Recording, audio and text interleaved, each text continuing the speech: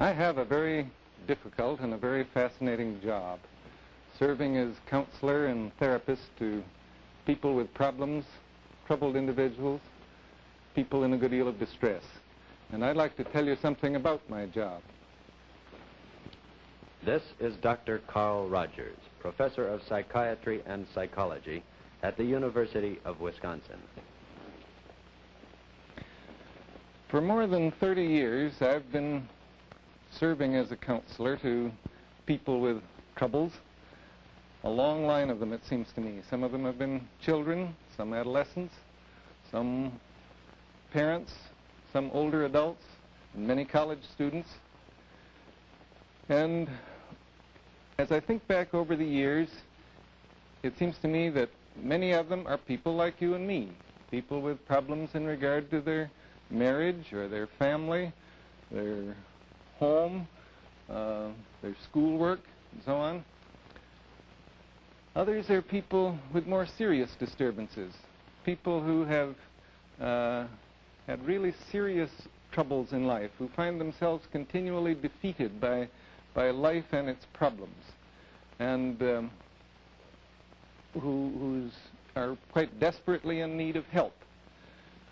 Others are people with even more serious difficulties, people who have really withdrawn from the world and back into their own private world, where they've left life because it's been too difficult for them to face, and have gradually gotten back into a world of their own where it's very difficult to get at them. Now, I think that there are some things that I've learned in these years of work that I would like to try to tell you about. I think that I've learned something about the kind of relationship that can be helpful in working with individuals, and I'd like to share some of that with you. I might say, first of all, that I've had a good deal of unlearning to do, too.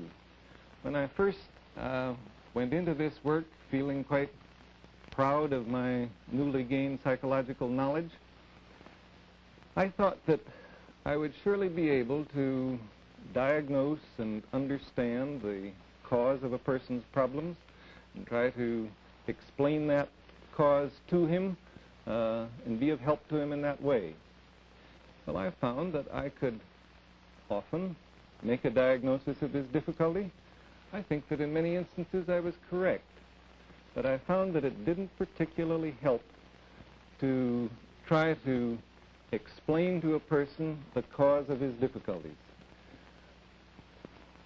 Then I also felt pleased with the fact that I would be able to make suggestions to them, that I would be able to, having understood the cause of their problem, to help an individual by giving him sound suggestions as to what he should do and the ways he should behave and the course of action he should follow.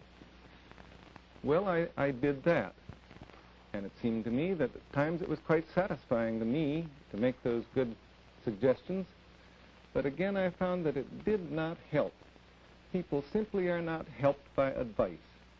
If they were, they would never have to come to a counselor, because people with problems have had dozens of individuals giving them advice. They've had advice from their friends and their families and their lawyers and their doctors. If advice would help, no one would ever come to a counselor because they would already have had plenty of good advice. So I've gradually come to recognize that the most valuable kind of help I can give is the kind of psychological climate or psychological atmosphere that I can create. And I'd like to talk a little bit about that. Let me make it quite specific. Suppose that a person is coming to see me. This individual has made an appointment, has called and said that he has a problem he wants to talk to me about. He's coming for the first time. I used to feel that I would want a great deal of information about this person before I began to work with him. I thought I'd want a social case history. I'd like to know what his personal experience and his school experience and so on might be. I'd want the results of tests that might give me a picture of his personality characteristics. I thought I needed all that information in order to start work with him. As time has gone on, I feel less and less need of that kind of information. It's really not too important to me what brought him to his present state, because the only thing that really matters is the kind of relationship that we can form right now. And as I think about that and think about a person coming in for the first time, I think maybe I'll digress a moment, just a little bit facetiously perhaps, and try and explain to you the instruments that are a part of my trade, if you want to call it that. They're all here, and I'll point them out to you. First of all, there's a chair. I do need a chair for my client. It has to be firm and strong and comfortable. If it fulfills those requirements, I think it's adequate. Then, second, I use this tape recorder. Frequently, I want to make a recording of the interviews that I am holding, because it helps me to go back afterward and listen to the interview and perhaps catch some of the feelings that I wasn't quite aware of at the time. It also helps me to see where I've made mistakes or perhaps I haven't understood adequately. It helps me to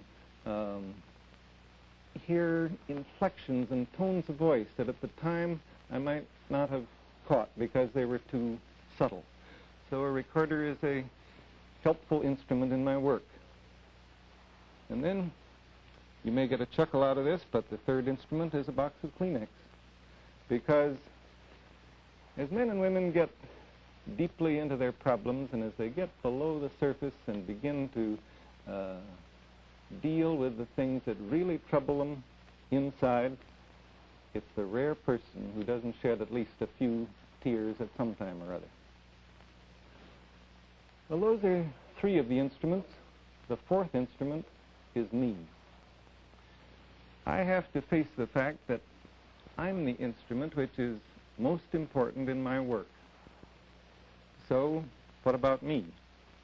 The chair doesn't very often fail. I've never had one collapse. The box of Kleenex, that always stands up, providing I have enough. The recorder usually functions adequately, though I've had it go wrong. But I'm the one that I'd better think most about. It's my attitudes which are most important. And the real question in my mind when a person comes into my office is, will I be able to create this climate which can be of help to him?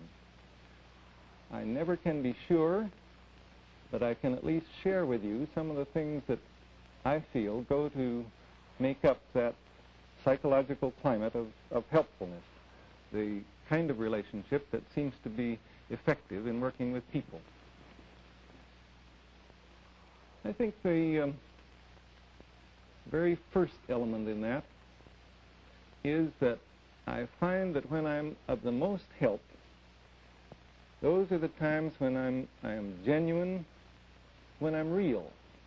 One word that I like to describe it is when I'm transparent, when it seems as though there is nothing hidden from this person that I'm working with.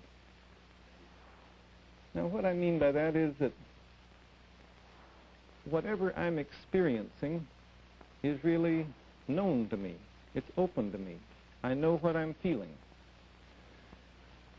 And I would like for any feelings of mine that are really relevant to this relationship to be transparent in the relationship and to be known to the person I'm working with. What are some of the feelings that I'm likely to have? Well, as I work with individuals, gradually I come to care. I really come to care in regard to this person. And I'd like for that to show. Another feeling that certainly is very often real in me is one of compassion.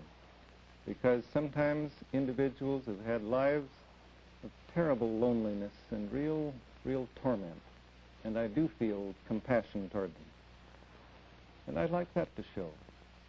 And then one thing that is almost certain to be present in me is interest. People are fascinating, and I am interested in them as individuals. and I'd like that to show. And then I feel a desire to really understand them in a way that seems to catch their point of view, and I'd like that to show. But then, suppose I have other feelings. Suppose I feel somewhat bored with this individual. Well, I'm not proud of it, but I'd like that to show too. Or suppose I feel resentment.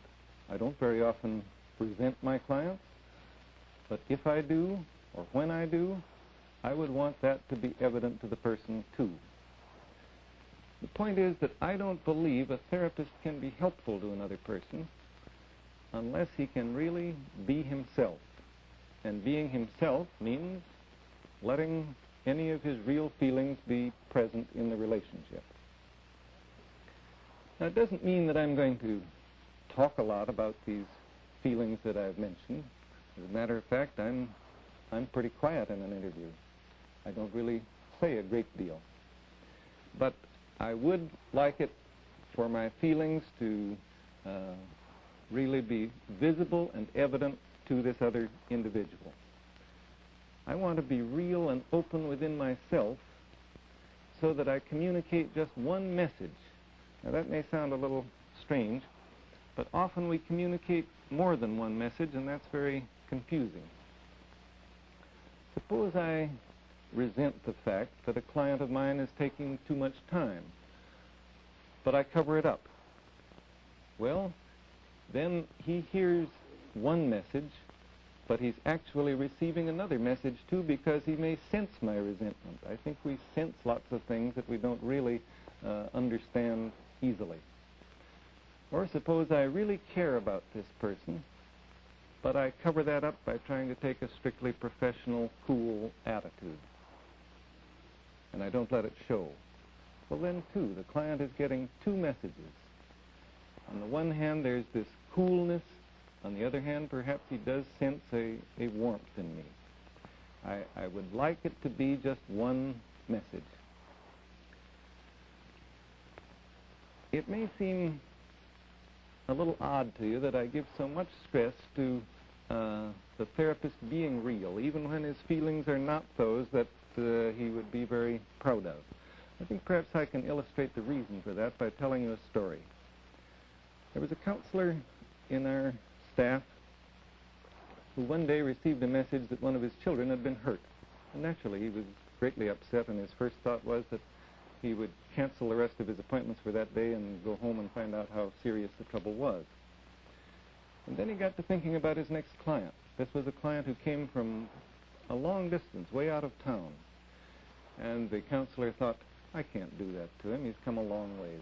I'll see this one person, and then I'll go home. And so he had the client come in. He tried to listen to him. He tried to be sympathetic and understanding. But all the time, his mind was really on his child and wondering how serious the accident had been. And the interview didn't go well. And finally, he realized this can't go on. So he said to the client, I'm very sorry. I keep trying to listen to you, but I really am not adequately paying attention to you today, and the reason is that my little boy has been hurt, and I don't know how bad it is, and I keep thinking about that all the time. And the client sat back in his chair and said, oh, it's you. I thought it was me. I don't know whether you get the real point of that story, but you see, when the counselor was not real and he was trying to put up a front of understanding and sympathy that he wasn't really feeling, the client sensed that something was wrong, but then directed all that feeling against himself and thought he must be the one who was doing something wrong. So it was a great relief to him to when the therapist became real instead of trying to put up a false front.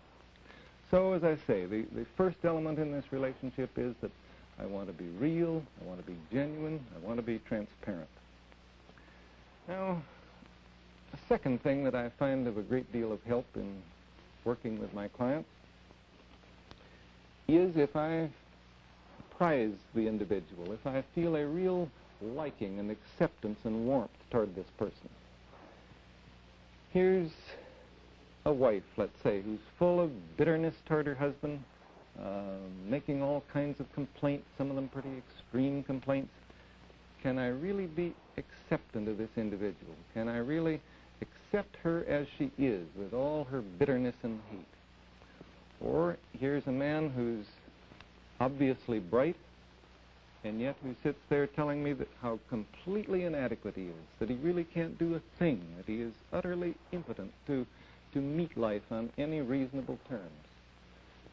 Can I accept a person like that? Can I accept him as he is? Or here's a man who's stepping out with a woman not his wife, going against the morals of the community. Can I accept that person as he is? It's that kind of question which continually comes to mind. Do I accept a person in the way in which he really presents himself, or do I form a judgment about him? I think that acceptance means a willingness for a person to be separate. Now, it's very, very hard for most of us to let another individual be separate. We want him to be someone like me. We want to judge him. We want to say things like, well, that's wrong. Or we want to say, well, I had an experience like that, but I wasn't depressed by it. We continually try to see him through our eyes instead of letting him be a separate individual with his own feelings, his own attitudes, and his own behavior.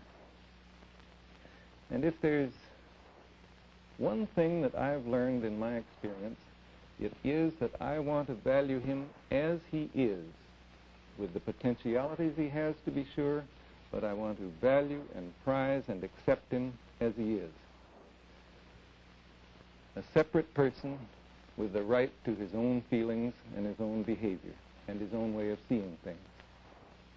And that last brings me to the third element in the kind of relationship I want to create. Can I understand this person sensitively, accurately?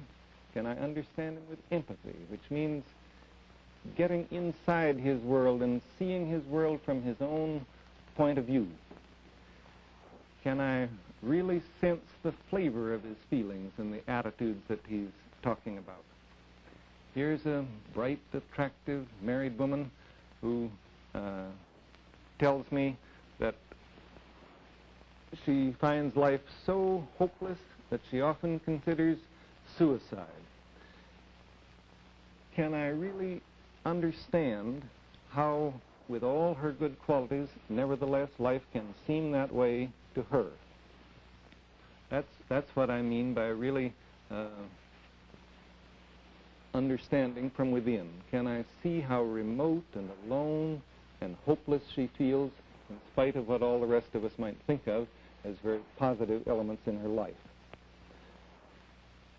Or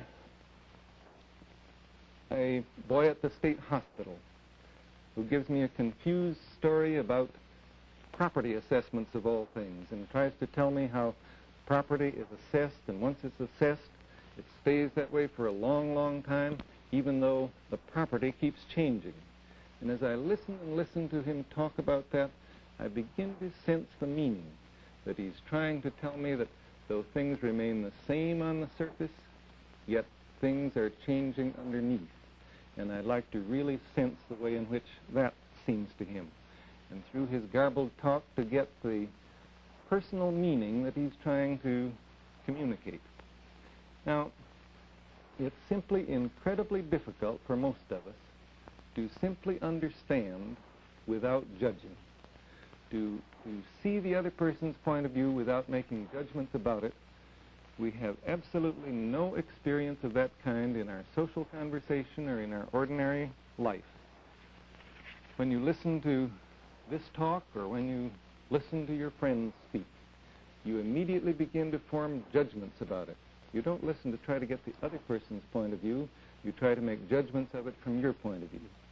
That's why I find that in training counselors, it's terribly difficult to get them simply to be willing to understand from within and to stop at that point. I think people who do listen and understand and who don't judge are deeply valued in any community where they live. They get to be known as people who help.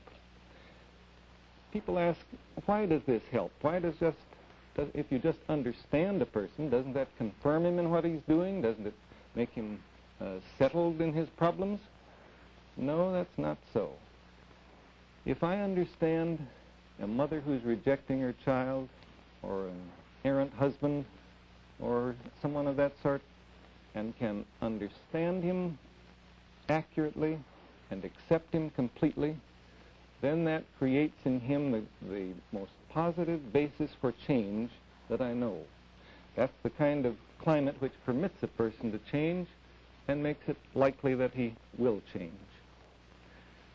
Whereas without any understanding and without any acceptance, individuals are often frozen into the very behavior patterns which they wish they could leave behind. So I would like to be a very sensitive instrument in understanding and sensing just the flavor and meaning of what this person is trying to tell me, and letting him know that I do understand that and that I sense how it feels to him. Now, a fourth element in this climate I'm trying to describe, and this is the first element I have spoken of that has to do with my client, is the question of whether the client can perceive in me some of these attitudes that I've spoken about. He doesn't have to perceive them all the time, but it is the question of whether he can at times perceive me as acceptant and understanding and real. If he does perceive me in that way, and if I have those attitudes, then in my experience, constructive change in this other person is almost inevitable.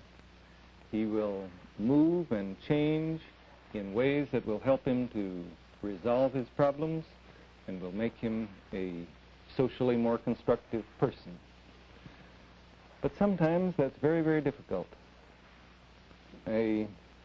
One girl that I'm working with feels that what I'm really trying to do is to find out how stupid she is. And even though that's not my intent or my attitude, yet that is the way that she sees me. Or I think of a man whom I'm working with at the present time, too, who says to me, "You don't really care. To you, I'm just a guinea pig. You don't really care at all about me." Well, he's sure that I have no concern about how tormented he is. And yet, actually, in time, perhaps he will be able to sense the attitude which I do hold toward him. Or there's another girl at the state hospital with whom I'm working who thinks that she hears me calling her bad names. Now, in other words, she doesn't perceive that I care, doesn't perceive that I have any regard for her. And yet, at times she does. And little by little, we're getting to the point where she can sense in me some of the attitudes that will make it possible to, for her to change and grow and be helped. So, even if I've achieved some of the attitudes that I have tried to talk about, I can't be sure that they'll be perceived by my client. Especially, I can't be sure that they will be immediately perceived by people who feel hurt and lonely and tormented and unloved. Well, I think those are the conditions which, if they exist, almost guarantee that a person will be helped. Now, am I just talking in very personal terms? Is it just a fantasy? Or are there facts that would back up this point of view? Well, I think you might be interested in one research study that I could tell you about. Dr. Halkides at the University of Chicago took small bits of recorded interviews from cases that had been helped a great deal, and also from cases who had received relatively little help in working with a counselor. And These various bits she had judged by judges who listened to them, who knew nothing about the cases. They simply listened to these brief excerpts from the interviews. And then first they would rate what they listened to as to whether the counselor was genuine. Was he being real? And then they would listen to it again, and they would give a rating as to the degree of warmth and acceptance and positive regard that he felt for the client. And then they would listen still a third time and rate it as to the accuracy of his understanding of the client's meanings as they were being expressed.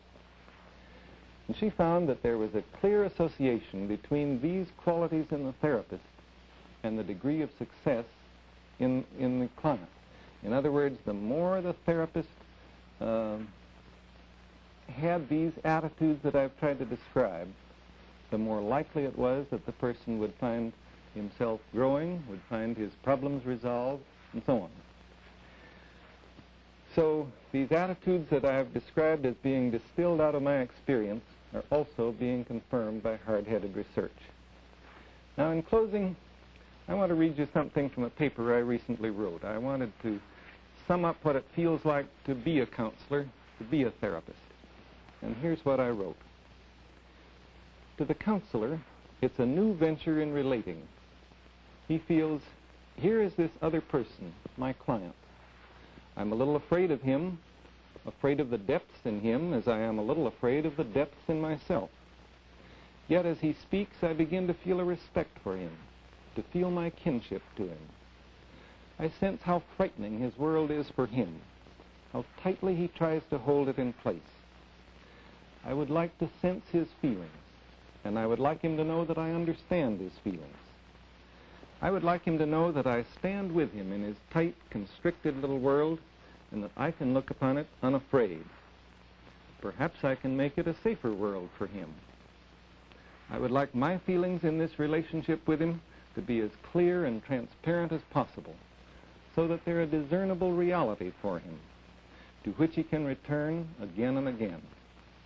I realize that his own fears may make him perceive me at times as uncaring, as rejecting, as an intruder, as one who doesn't understand. I want fully to accept these feelings in him, and yet I hope also that my own real feelings will show through so clearly that in time he can't fail to perceive them. Most of all, I want him to encounter in me a real person. I don't need to be uneasy as to whether my own feelings are therapeutic. What I am and what I feel are good enough to be a basis for therapy if I can transparently be what I am and what I feel in relationship to him. Then perhaps he can be what he is, openly and without fear.